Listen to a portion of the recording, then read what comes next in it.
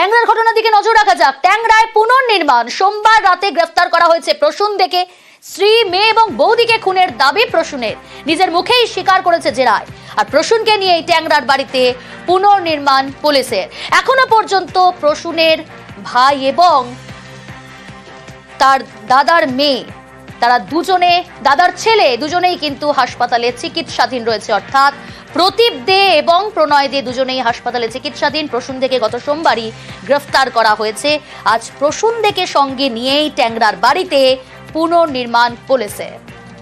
Telephone লাইনে রয়েছে প্রতিনিধি অমিত। অমিত, এখনো পর্যন্ত প্রদীপ দে যেমন হাসপাতালে চিকিৎসাধীন, পাশাপাশি প্রসূনদের ভাই প্রণয় দে সেও কিন্তু হাসপাতালে রয়েছে, তাহলে শুধুমাত্র প্রসূনকে নিয়েই এই পুনর্নির্মাণ হলো?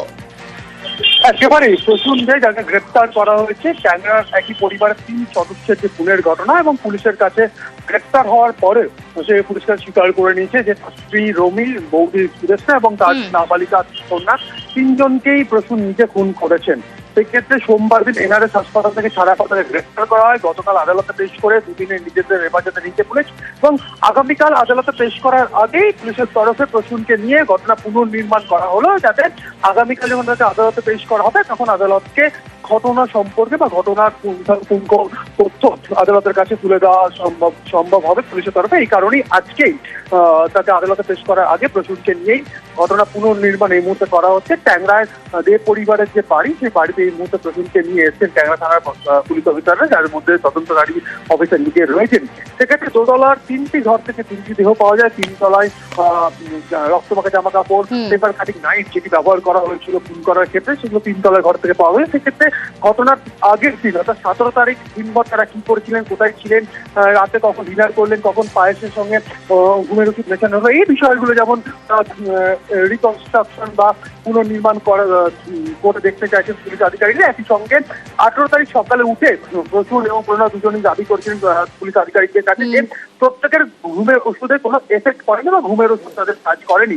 সেক্ষেত্রে প্রত্যেকেই জীবিত ছিলেন। সেই জায়গায় যখন খুন করা, আত্মহত্যা করার সিদ্ধান্ত নেওয়া হয়েছিল বা তার পরিকল্পনা করা হয়েছিল, সেই জায়গায় হাত কাটতে গিয়ে ভয় পেয়ে তারপর প্রচুর নিজে তার স্ত্রীর হাতের শিরা কেটে ফেলে, নদীর কাছে কাটমাস পাওয়া যায়।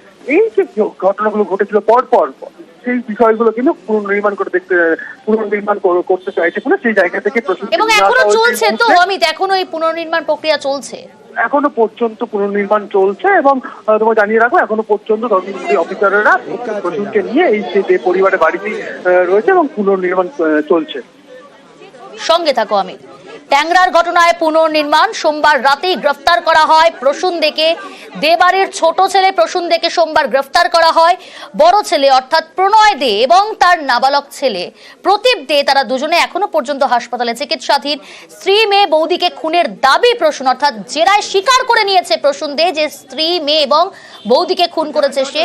আর প্রসূনকে সঙ্গে নিয়েই ট্যাংরার বাড়িতে পুনর্নির্মাণ পুলিশে।